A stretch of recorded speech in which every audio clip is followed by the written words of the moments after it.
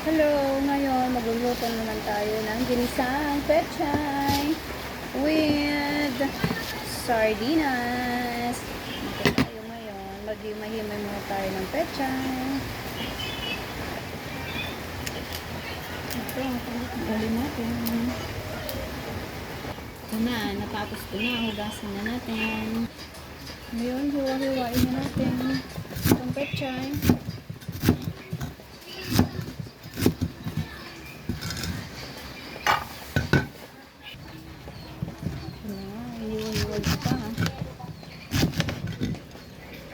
Ayan, nahiwa ko na yung pechay. Oh, yung garlic.